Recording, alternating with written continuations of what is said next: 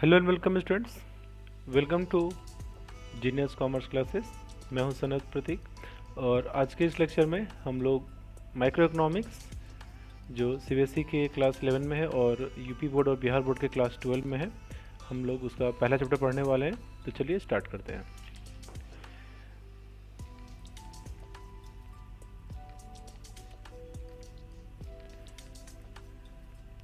देखिए, इकोनॉमिक्स जो टर्म हमारा स्टार्ट हुआ है वो ग्रीक वर्ड ओइकोनोमिया से लिया गया। तो ग्रीक वर्ड क्या था? ओइकोनोमिया। कई वर्ड में, जैसे बहुत से बुक में ओइकोनोमस वर्ड भी यूज करता है, ठीक है, तो सारे सही माने जाते हैं। तो यहाँ पे हम लोग जो पढ़े उसका नाम है ओइकोस और नोमस। तो देखिए, ओइकोनोमस या ओइकोनोमिया ये बेसिकली क्या रेफर करता है? देखिए, ओइको का मतलब होता है हाउस होल्ड। हाउस होल्ड मतलब जो घर से जुड़ा हुआ हो, ठीक है, हाउस होल्ड। जैसे होता है कि हम घर के रोजमर्रा के काम कर रहे हैं। और नोमिया मतलब जैसे घर को हम मैनेज करते हैं, उसी तरीके से इकोनॉमिक क्या है? इकोनॉमिक्स क्या है? देश को मैनेज करने का एक तरीका है, ठीक है। अब देश को मैनेज करने से मतलब मेरा क्या होता है? आप एग्जाम्पल के लिए ऐसे समझो, आपके घर में एक लिमिटेड अमाउंट ऑफ मनी आता है, ठीक है। उस मनी से क्या होता है? पापा आपके घर को, फैमिली को रन करते हैं। Let's say whoever is earning, if your mother is earning then she has a responsibility, and if in case your father is earning, he has the responsibility to manage the need of each and every person. उनका क्या काम होता है कि family के जितने भी needs हैं उनको वो क्या करते हैं? मैनेज करने की कोशिश करते हैं। ओके, सो इकोनॉमिक्स क्या हो गया?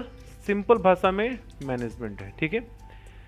इकोनॉमिक्स के बेसिकली कोई एक पार्टिकुलर डिफिनेशन नहीं था। इकोनॉमिक्स के हमारे 4 मेन डिफिनेशंस हुए हैं, ठीक है। एक एक करके हम सारे डिफिनेशन को पढ़ेंगे।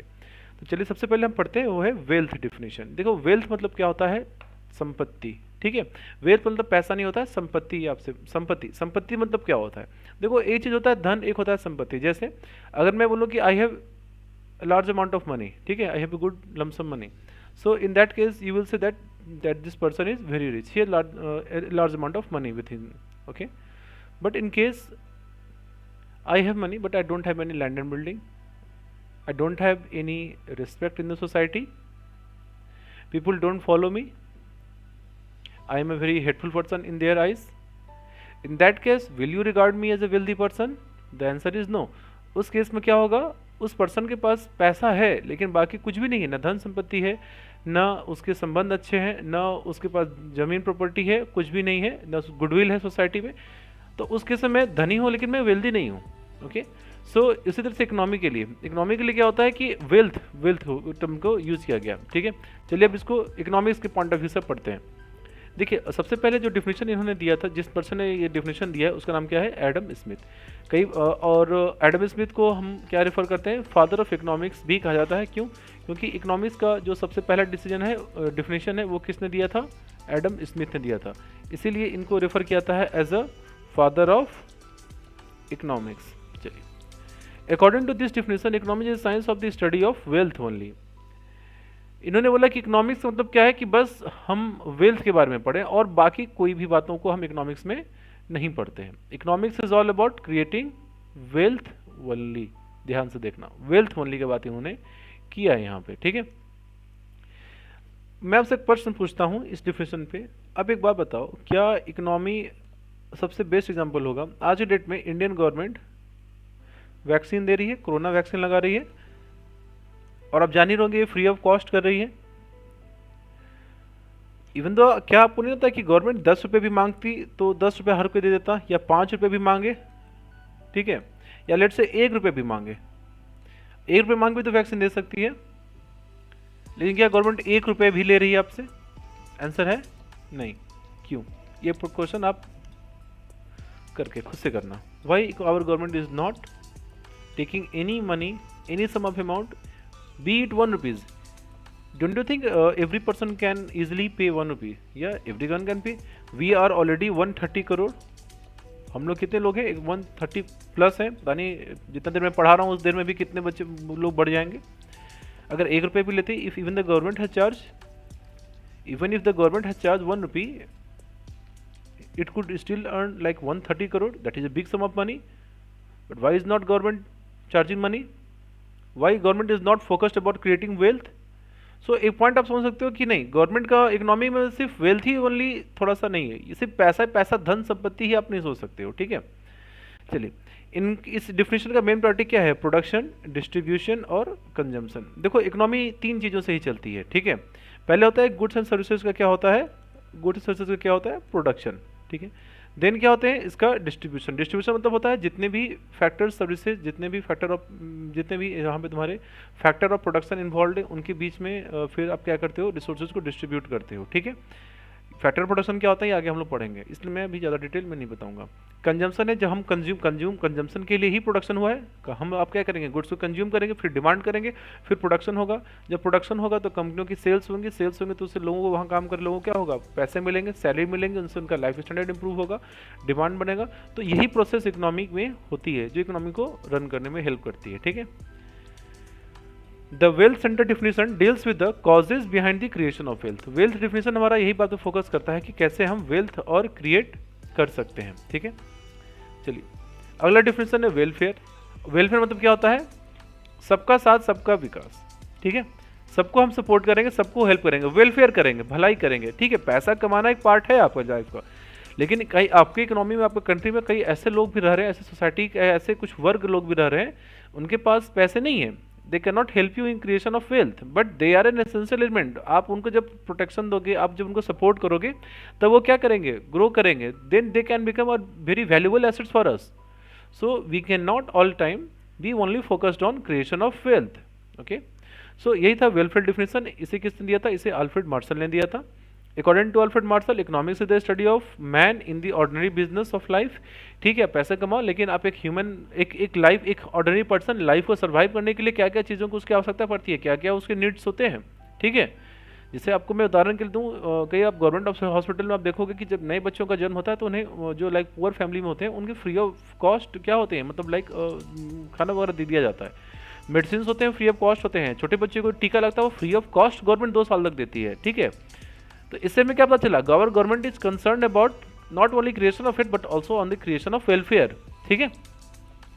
Thus, it examines how a person gets his income, how he invests, and thus on one side is a study of wealth।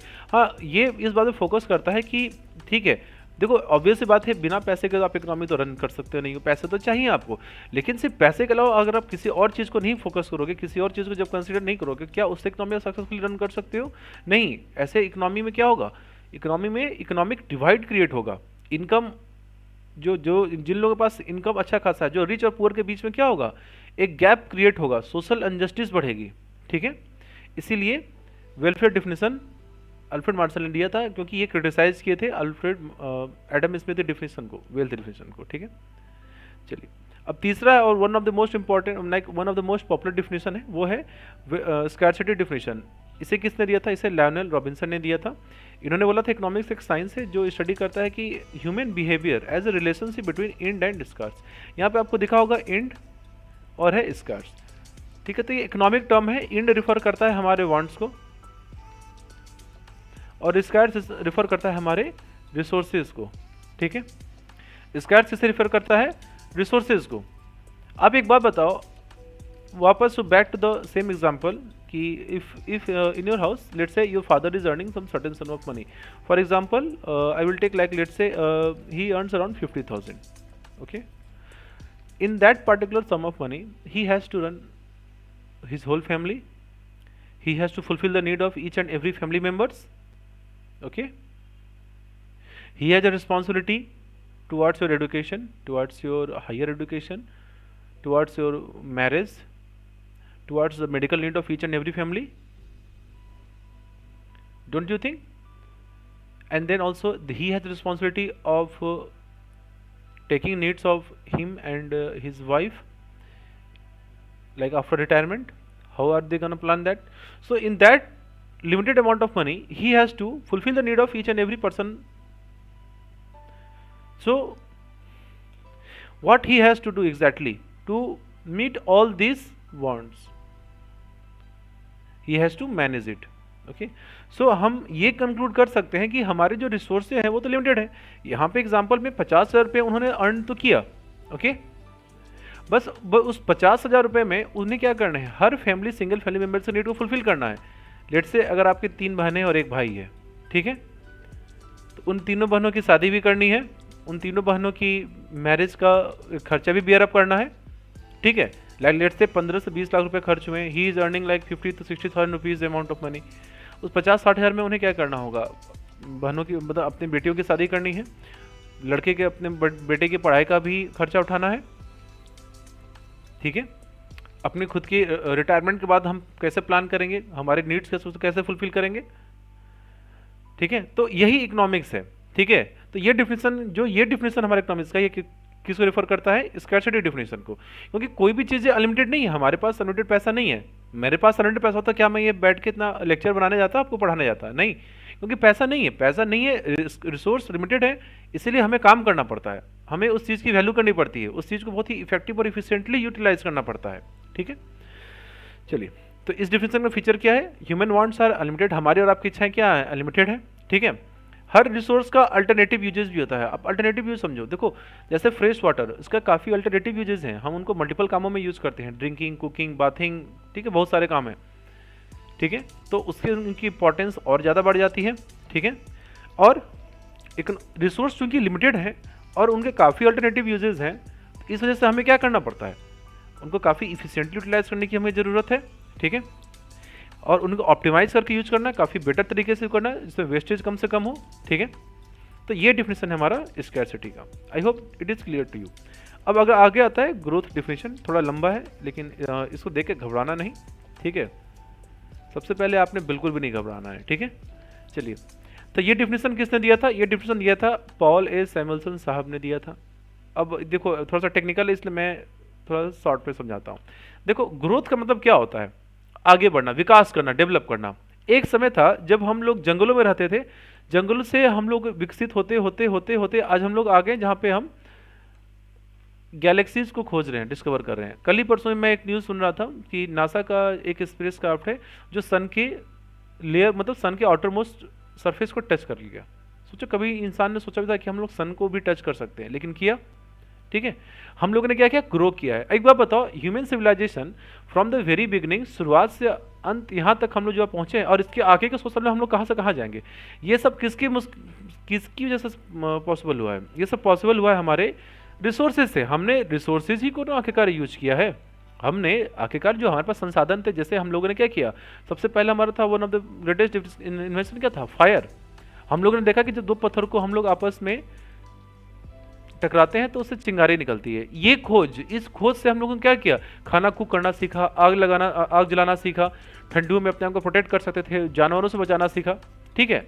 फिर उसी से क्या हुआ, उसी आग लग से क्या हुआ कि हम लोगों ने वाटर बॉयल करना सीखा, फिर उस स्टीम को यूज करके हम लोगों ने बिजली जनरेट किया, फिर बिजली से। तो आप लोग ने क्या देखा कि ह्यूमन सिविलाइजेशन ने क्या किया, अपने आसपास के रिसोर्सेज को हम इस तरीके से यूटिलाइज किए जिससे हम एज ए इंडिविजुअल भी ग्रो किए और as a society, as a civilisation भी हम लोगों ने क्या किया, ग्रो किया। तो ये डिफिनेशन है तुम्हारा सैमुअल्सन का कि इकोनॉमिक्स क्या है, कि आप कैसे रिसोर्सेज के यूटिलाइजेशन को यूज करते हो, ठीक है, आगे बढ़ने के लिए, डेवलप करने के लिए, अपने फ्यूचर नीड्स को भी हम फुलफिल करें, ठीक है।